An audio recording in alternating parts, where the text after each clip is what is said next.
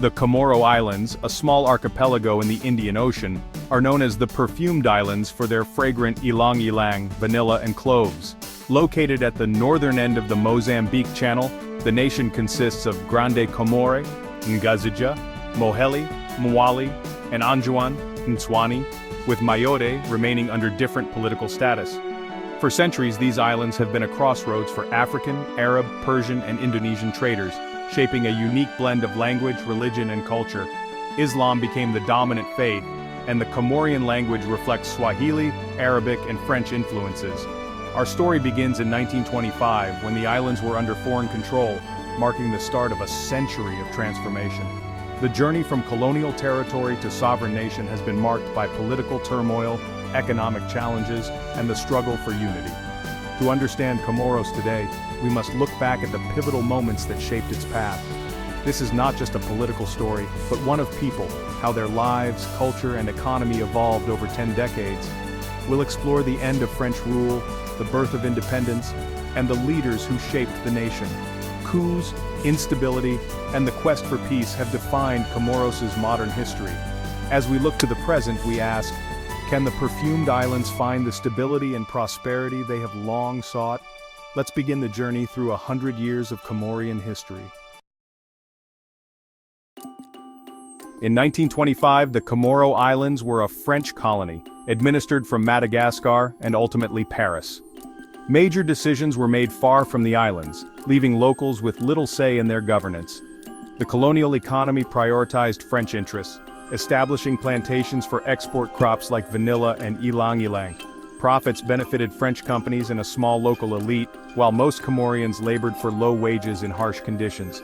This system deepened economic divides and made the islands dependent on a few exports. Socially, a strict hierarchy placed French administrators and their allies above the majority population. French language and culture were promoted, while local traditions were marginalized, fueling resentment and a desire for self-determination. Despite colonial rule, Islamic traditions and village life remained strong pillars of Comorian society. The family and village were central, but the colonial presence was inescapable, shaping the economy and introducing new social divisions. Access to education and healthcare was extremely limited for most people. The seeds of future conflict and the longing for independence were sown during this era. The colonial legacy would haunt Comoros for decades to come. The stage was set for change. After World War II, the winds of change reached Comoros as colonial empires weakened and calls for self-determination grew. In 1946, Comoros became a French overseas territory, gaining limited representation in Paris. This sparked the rise of local political parties, some seeking autonomy within France, others pushing for full independence. Political debate often split along island lines, reflecting differing visions for the future. A new generation of educated Comorians emerged, returning from France with fresh ideas and fueling political activism. Education expanded slowly, creating a small but influential middle class critical of colonial inequalities. Yet the economy remained tied to export crops with little industrial development and persistent poverty. Political awakening and economic hardship became intertwined, driving the push for change. The desire for independence grew stronger, but so did the demand for economic justice.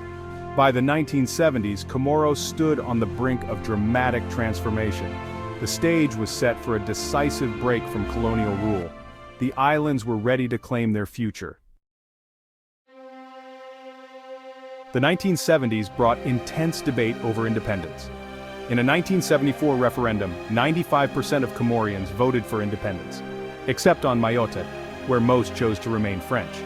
This division sparked crisis. Comorian leaders insisted on unity, but France honored Mayotte's separate vote. Outraged, Abdallah declared unilateral independence for Grande Comore, Anjouan, and Moheli on July 6, 1975. The new nation was born divided, with Mayotte's status unresolved, a source of tension for decades. Independence brought joy but also uncertainty. Comoros was among the world's poorest countries, lacking resources, institutions, and experience. France cut off aid, leaving the fledgling state to fend for itself. The dream of freedom was achieved, but nation-building proved daunting. The Mayotte question haunted the new republic. International recognition came quickly, but so did hardship. The struggle for unity and stability had only just begun. The challenges of independence would soon test the nation's resolve. Comoros entered a turbulent new era. Independence quickly gave way to chaos. Just a month after independence, President Ahmed Abdallah was overthrown by Ali Soilih, backed by French mercenary Bob Denard. Soilih's radical reforms, abolishing traditions, empowering youth, and dismissing civil servants, plunged the country into turmoil. His authoritarian rule and economic collapse fueled widespread discontent. In 1978, Denard returned, ousted Soilih, and restored Abdallah, who ruled as an authoritarian with mercenary support. The mercenaries' presence undermined sovereignty and stability, making Comoros a symbol of foreign interference. Corruption and repression flourished, while the economy stagnated. In 1989, Abdallah was assassinated, allegedly in a dispute involving Denard. The mercenary era left deep scars on Comorian politics and society. The cycle of coups and foreign meddling seemed unbreakable. Hopes for stable democracy faded as instability became the norm. The young nation struggled to find its footing. The legacy of this era would haunt Comoros for years. Abdallah's assassination in 1989 unleashed a decade of political chaos. Coups, attempted coups, and weak governments followed, with Bob Denard returning yet again in 1995. French intervention restored order, but the damage was done. Instability paralyzed the state and economy. In 1997, Anjouan and Moheli declared independence, deepening the crisis. The central government lost control and the archipelago fractured. Years of mediation led to the 2001 Fomboni Accords, creating the Union of the Comoros, a federal system with rotating presidency. This power-sharing deal aimed to heal divisions and prevent further secession. The new constitution offered hope after years of darkness. Comoros had a chance to rebuild, but the wounds of instability ran deep. The struggle for unity and effective governance continued. Over a century, Comoros remained reliant on agriculture, ylang-ylang vanilla and cloves, leaving its economy vulnerable to global shocks. Efforts to diversify faltered amid instability and limited investment. Population growth strained resources, leading to high unemployment, especially among youth. Many young Comorians emigrated, seeking opportunity abroad and causing a brain drain. Despite hardship, Comorian culture, rooted in family, community, and Islam, remained a source of resilience. Traditional ceremonies and music blended African, Arab, and European influences, reinforcing social ties. The matrilineal system gave women social and economic security, though men still dominated politics and business. Women gained more access to education, but gender equality remained a work in progress. The social fabric was tested but endured. The nation's identity was shaped by both struggle and cultural strength. Comorians drew on tradition to survive political and economic storms. The challenge was to turn resilience into progress. The next chapter depended on unity and opportunity. The 2001 constitution and rotating presidency brought a rare period of peace to Comoros. Power shifted peacefully among the islands, easing old tensions and rebuilding national unity. But in 2018, President Azali Assoumani's constitutional changes ended the rotation, sparking controversy and protests. Allegations of election irregularities and crackdowns on dissent followed, threatening fragile stability. Despite political strains, the government invested in infrastructure and sought international partnerships for development. Tourism emerged as a potential growth sector, leveraging the island's natural beauty. Yet, political divisions resurfaced, and trust in democracy remained fragile. As of 2025, Comoros stands at a crossroads, balancing progress with the risk of renewed conflict. The lessons of the past century weigh heavily on its future.